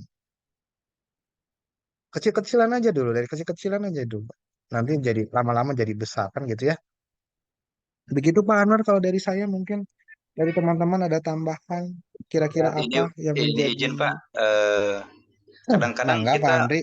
ya baik, mahasiswa itu kita ngebahasnya itu bagaimana nanti kita jadi guru ya. Padahal hari ini kita sedang menjadi mahasiswa, gitu kan? Nah, peran mahasiswa itu kadang-kadang kita lupakan. Kita karena kuliahnya ini Pak, kuliahnya sore gitu ya, otomatis dari mahasiswa kita itu kebanyakan sudah kerja ya. Tetapi tanggung jawab kita sebagai mahasiswa itu terhadap kampus itu seperti apa? Tadi saya lihat perjalanan Bapak gitu ya. Seujuk-ujuk Bapak itu jadi dosen. Ada jalan bagaimana menjadi dosen. Wasilahnya itu menjadi asdos. Artinya perihal tentang perjalanan hidup itu betul sekali, yaitu ada kesempatan di mana kesempatan tersebut kita manfaatkan. Balik lagi kepada yang namanya mahasiswa gitu. Mahasiswa itu kan tugasnya itu seharusnya ada 2 Pak yang saya pelajari. Yang pertama adalah dinamisator, yang kedua adalah fasilitator. Dinamisator itu menghidupkan bagaimana suasana kampus menjadi cerdas, menjadi hidup berdasarkan yang tadi aktif gitu Pak ya, yang saya Bapak sampaikan. Lalu yang kedua adalah sebagai fasilitator, memfasilitasi bagaimana supaya dinamis gitu. Seperti tadi yang Bapak sampaikan terhadap bagaimana apa namanya hidupnya suasana belajar gitu ya. Nah, jadi apa saya mungkin tak tanyakan gitu ya. Apa namanya timbulnya apa supaya akan ini zamannya udah cerdas banget ya Pak ya. Kebetulan Ya, kalau saya betul. kan lahiran tahun 90 Pak. Jadi Oh, memanfaatkan siap. fasilitas sekarang itu masih belum memahami gitu ya. Tips apa supaya kita bisa bisa memanfaatkan supaya menjadi guru yang bisa memanfaatkan menjadi fasilitator yang baik gitu Pak. Siap, siap. Jadi seperti apa ya seharusnya? Baik kita sebagai mahasiswa maupun kita sebagai nantinya menjadi guru gitu. Seperti itu. Terima kasih Pak. Oke, siap. Terima kasih Pak Andri. Pertanyaannya luar biasa sekali. Saya sempat bengong apa ya ini begitu. Oh, jadi begini kalau saya sih, teman-teman percaya nggak ada orang yang beruntung? Percaya. Saya nggak Ya. percaya. Keberuntungan itu nggak jadi kebetulan kan ya? Tapi orang yang beruntung itu biasanya begini. Orang yang beruntung biasanya mendapatkan kesempatan tapi dibekali dengan keahlian. Gitu tuh, biasanya tuh. Jadi dia beruntung tuh. Karena ketika ada kesempatan, keahliannya nempel. Begitu. Nah, kenapa dulu mungkin teman-teman juga, kenapa kok saya bisa jadi dosen? Karena ada kesempatan, peluang menjadi dosen, dan kebetulan saya pernah menjadi asisten dosen. Itu nilai plusnya. Begitu. Kenapa? Karena pada dasarnya semakin banyak pengalaman yang dibutuhkan sesuai dengan kualifikasi, itu biasanya yang dilirik gitu. Kalau misalnya tadi mahasiswa itu adalah menjadi dinamisator dan menjadi fasilitator, iya betul begitu. Fokusnya memang teman-teman menjadi dua, fokus pekerjaan sama fokus menjadi mahasiswa. Sebenarnya bukan membagi prioritas, tapi tetap menjadi prioritas keduanya. Yang penting adalah bukan membagi jadinya, oh energi saya 100%, ya udah 50% jadi guru, 50% jadi mahasiswa. Bukan begitu. Tapi gimana caranya 100% jadi mahasiswa, 100% jadi guru. Yang ditingkatinnya adalah kompetensi menjadi guru dan kompetensi menjadi mahasiswa. Jadi kalau misalnya teman-teman capek itu bukan nge, apa ya sebutnya tuh meminimalisir kemampuan, bukan, tapi meningkatkan kemampuan. Kalau misalnya teman-teman capek, bukan tidur akhirnya, tapi minum vitamin gitu lah ibaratnya mah. Nah, vitaminnya apa? Vitaminnya adalah kolaborasi dan komunikasi. Teman-teman, dulu juga gitu teman-teman. Tadi saya pernah bilang tentang APMP se-Indonesia gitu ya. Sama juga. Nah, itu biasanya dimanfaatkan dulu saya pernah, alhamdulillahnya pernah menjadi kadif, bukan ketua BEM-nya, tapi kadifnya, kepala divisi Infokom di BEM jurusan. Nah, itu yang menjadi salah satu batu loncatan lah. Batu loncatan saya untuk menjadi seorang pemimpin di dalam suatu organisasi. Nah, yang akhirnya membuat satu skill komunikasi dengan dunia luar. Yang satu komunikasinya antara himpunan, yang kedua adalah komunikasi antara APMP teman-teman se-Indonesia.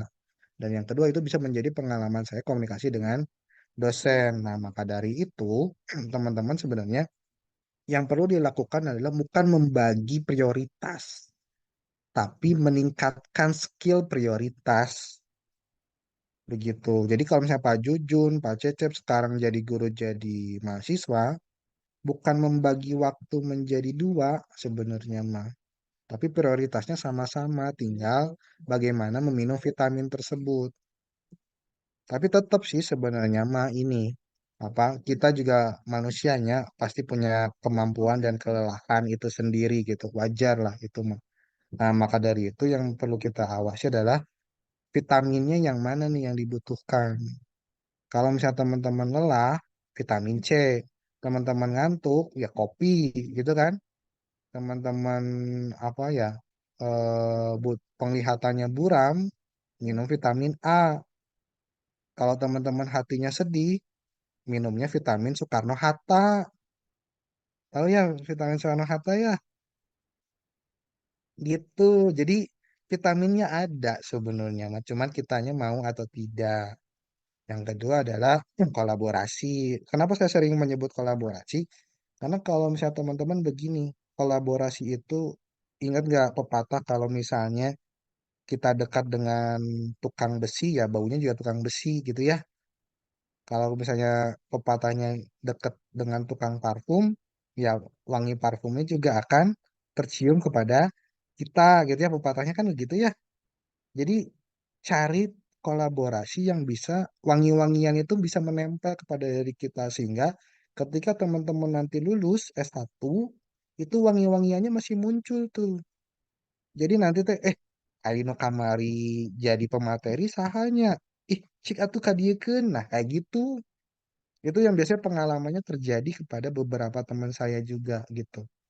Jadi karena punya wangi-wangian di tempat yang lain, akhirnya wanginya tuh tercium. Pak Andri pernah menyampaikan satu materi tentang pembelajaran aktif atau PAIKEM ya, pembelajaran aktif, kreatif dan lain sebagainya itu di salah satu sekolah. Bisa jadi nanti Pak Andri masuk gitu di dalam satu materi yang dilibatkan di dalam KKG MGMP. Nanti ketemu tuh dewan pengawas, dewan kepala sekolah, mungkin juga ada dewan-dewan yang berkaitan dengan dinas pendidikan ya. Akhirnya Pandi itu jadi tim anggota tetap. Nah, itu sih yang biasanya saya lakukan. Jadi untuk menjadi mahasiswa dan guru ya tingkatin aja soft skillnya. Tapi jangan lupa juga soft skill ini ditunjang oleh kemampuan teman-teman mencari sebuah vitamin gitu. Kemampuan untuk mencari vitaminnya ya tadi ada jalannya. Ada jalan gitu. Nah, jalannya bukan masalah jalan keberuntungan. Walaupun gini teman-teman, teman-teman mungkin, ah Pak, itu mah orang dalam gitunya. Tapi orang dalam gitu tetap gitu butuh kemampuan gitu. Ya teman-teman, bukan saya ini ya, bukan bahas politiknya. Punten nih pisan. Walaupun kemarin siapa sih wakil presiden kita yang terpilih teh? Mas Gibran. Mas Gibran itu ada orang dalamnya paman, tetap dah dia punya kesempatan, punya pengalaman menjadi wali kota Solo yang akhirnya bisa berkontribusi di dalam keadaan politik gitu. Walaupun pakai orang dalam teman-teman tetap dah boga kesempatan, boga keahlian gitu. Se, Seini-ininya ke orang dalam gitu. Kamu tuh pakai orang dalam, hese gitu. Jadi maka dari itu sekarang mah wangi-wangian teh kudu muncul. Kalau misalnya Mas Gibran wangi-wangiannya ke PDIP, ke Golkar, gitunya berkoalisi lah tah itu tah bahasa yang politik mah koalisi, ay kita mah kolaborasi gitu tah. Tau pakai bahasa politik teman-temannya, tapi bahasanya adalah bahasa ilmiah guru aja, kolaborasi, tong koalisi. Ay koalisi mah bahasanya konotasinya memainkan suatu peran gitu ya, kolaborasi mah kita mendapatkan peran-peran yang baik begitu. Itulah mungkin lah curhatan saya mah gitu. Asik nih malam-malam curhat nih Pak Andri. Begitu, mangga. Tapi waktunya udah lebih sih 10 menit. Saya mah mangga mangga Mas. Silakan mau sharing dah pertemuan pertama dan terakhir sebenarnya. Gitu. Ya gitu teman-teman. Kalau Terima kasih mohon Pak maaf dosen. kalau misalnya ya, terima kasih Pak Chandra. Mohon maaf kalau misalnya jawaban saya kurang berkenan begitu ya. Atau bahasa-bahasa yang kurang baik begitu. Mangga mungkin ada satu lagi atau ibu-ibunya mungkin ada. Hmm.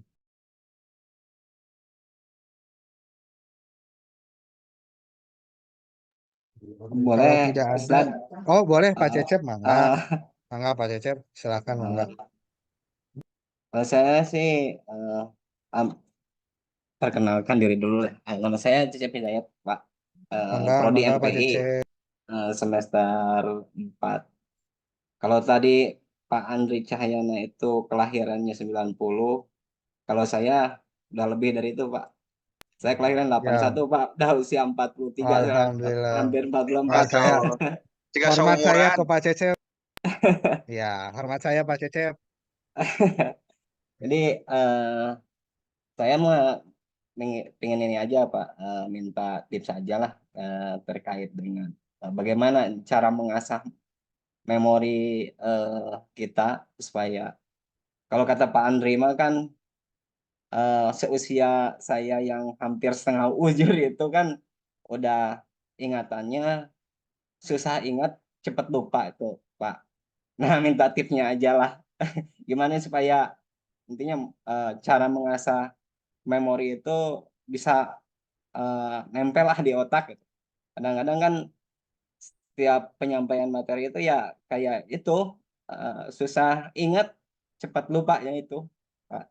Mungkin itu aja. Iya Pak, betul. Saya juga sedang merasakan gitu ya. Sekarang sudah usia 32. Mungkin Pak Cecep juga pengalaman di usia-usia yang seperti ini begitu ya Pak Cecep. Ya tadi cepat ingat, cepat lupa, susah ingat gitu ya. Jadi ya tipsnya apa? Sebenarnya kalau tips ya, mungkin tipsnya juga semua orang punya tips ya, tips strategi belajar masing-masing. Biasanya karena memang kita kebiasaan SKST ya, nyapanya sistem kebut semalam gitu ya. Jadi nerap nanti yang sama malam, we gitunya. Mungkin gitu ya, teman-teman juga tugas kubu Anggi, misalnya Bu Anggi ngasih tugas gitu. Nah, Bu Anggi teh ngasih tugas dikumpulkinnya teh besok hari Jumat, pasti dikerjakeun poe ayeuna gitu, hari hari sekarang. Kenapa? Karena otaknya sedang berkompromi untuk menyusun itu, karena punya target ya, target capaian kudu beres gitu. Nah, sebenarnya kita bisa melatih itu supaya tidak sistem kebut semalam. Yang pertama adalah manajemen waktu. Ngatur waktu dulu aja. Atur waktu dulu. Maksudnya adalah saya harus mengerjakan apa dulu nih. Prioritas pekerjaannya yang mana dulu nih. Memprioritasi beban pekerjaannya gitu. Itu yang pertama. Misalnya Bapak punya tugas mengajar, perlu menyiapkan media pembelajaran. Yang kedua, saya punya tugas untuk mengisi soal ujian. Mana yang paling diutamakan? Ya pasti ujian dulu kan, gitu. Walaupun saya senang dengan menggunakan media pembelajaran misalnya, tapi karena prioritasnya saya harus ujian, ya harus menyelesaikan dulu. Walaupun saya harus butek-butek nyari materi dan lain sebagainya. Nah itu yang pertama manajemen waktu. Yang kedua adalah meningkatkan skill. Ya kalau misalnya tadi bahasanya ada namanya adaptasi perubahan gitu. Saya tidak pungkiri bahwa mungkin usia-usia kita ya Pak ya eh, untuk menerapkan suatu teknologi, lalu apalagi teknologinya itu punten-punten mahal gitunya, mahal sumber daya di kampus atau sumber daya di sekolah juga tidak tersedia yang akhirnya tos we lah kuno muda we gitu biasanya kan gitu ya, tos we kuno muda. Nah biasanya kalau saya karena apa sih ibaratnya karena saya sudah agak susah yang akhirnya saya mengajak kepada yang muda-muda untuk berkolaborasi gitu. Jadi yang muda-muda ini dijadikan membahasa ininya banyak teman nongkrong Pak gitu. Misalnya mungkin Pak Cecep suka ngopi kapal api gitunya dengan guru-guru gitunya. Beli weh saya tuh gitunya. Saya suka gitu. Jadi saya punya teman dosen-dosen muda nih di PGMI, di PIAUD, di PAI karena kami baru 3 prodi. Kami mengajak gitu kepada dosen-dosen muda. Saya cuma nyediain kopi serenteng weh. Kopi serenteng sama gelasnya duduk bareng lah gitu. Eh, biasanya kalau di sini mungkin teman-teman ini saya sebut misalnya Pak Mufli, Pak Aris, Pak Ganung gitu ya. Pak Mufli, Pak Aris, Pak Ibnu, teman-teman saya kumpul di satu ruangan tuh. Sok atau ngopi heula, ngopi aja bareng di situ. Nah, ketika ngopi bareng biasanya muncul tuh ide-ide tuh. Ya orang nyian iya gitu lah. Ya orang nyian iya gitu. Itu yang biasanya menjadi satu kolaborasi pertemanan aktif akhirnya. Jadi ketika saya bikin satu kolaborasi pertemanan, biasanya muncul tuh, ih saya teh itu bisa, biasanya gini ya, karena saya dulu dosen medlit, kebetulan Pak Aris gitu dosen medis juga. Duh, saya teh liar kan tadi teh ngajar masalah kuantitatif gitu, tentang statistik deskriptif gitu. Saya tuh cuma ngomong gitu doang gitu padahal. Tapi yang akhirnya, tadi mah kieu dah ngajar kieu teh. Akhirnya saya dapat ilmu. Nah, semakin ke sini semakin ke sini ngobrol-ngobrol, akhirnya saya bikin tentang pelatihan SPSS bagi mahasiswa yang mengontrak medlit. Nah, karena terbiasa bikin pelatihan, bikin kolaborasi dari obrolan-obrolan kecil akhirnya. Dari obrolan-obrolan menjadi satu program kerja di LPPM. Kebetulan saya saat ini menjabat ketua LPPM di STAI yang akhirnya program kerjanya adalah bagaimana dosen-dosen meningkatkan satu pemahaman soft skill tentang apa aplikasi SPSS. Tahu aplikasi SPSS? Nah, kayak gitu dari obrolan dosen yang tidak mengerti tentang SPSS. Ada yang mengerti. Teman nongkrong cuma nyediain kopi serenteng atau ngopi apa api ngiduhkeun gitu bahasa ini mah. Karena dosen senior kan dosen saya juga senior gitu. Ayo ngopi bareng gitu, ngopi bareng sesama dosen medlit. Ada yang nggak sesama dosen medlit malah. Kayak Pak Aris itu nggak sesama. Nah, ada Pak Ibnu juga nggak sesama. Ada Pak Mufli yang lebih ngerti kuantitatif. Dia ngerti tentang Atlas TI, ada SPSS, ada AMOS. Pokoknya kuantitatif dia lebih ngerti. Akhirnya kita kolaborasi.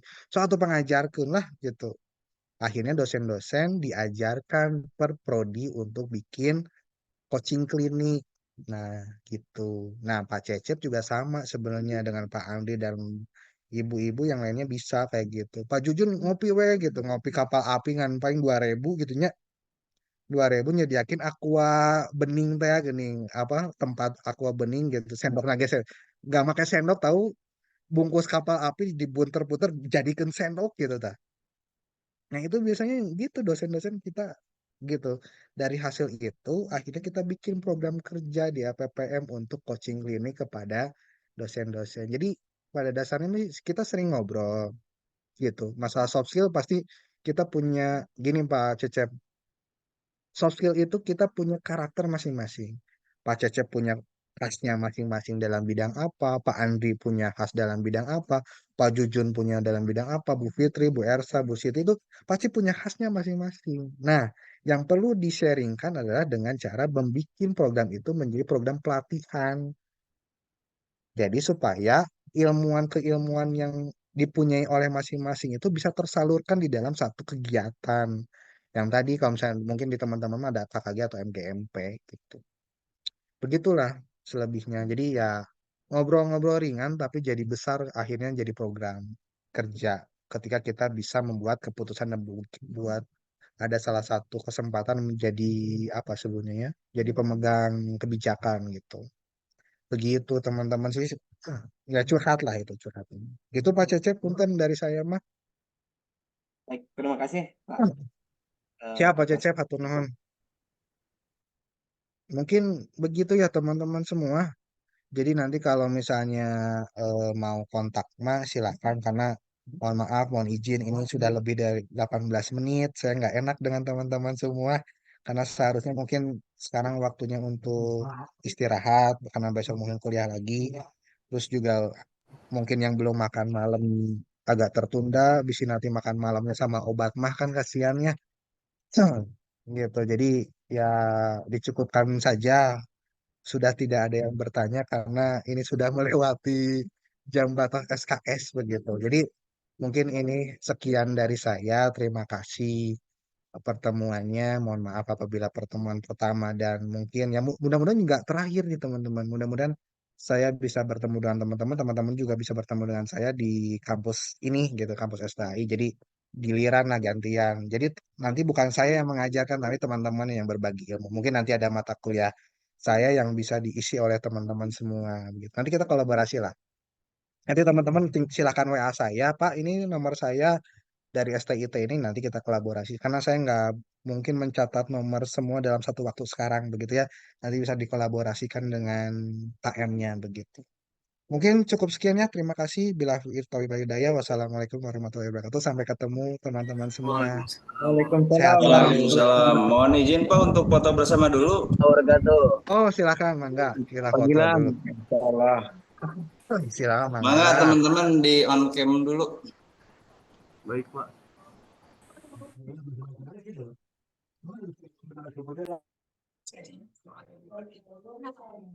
Topik udah kayak Ustaz Topik.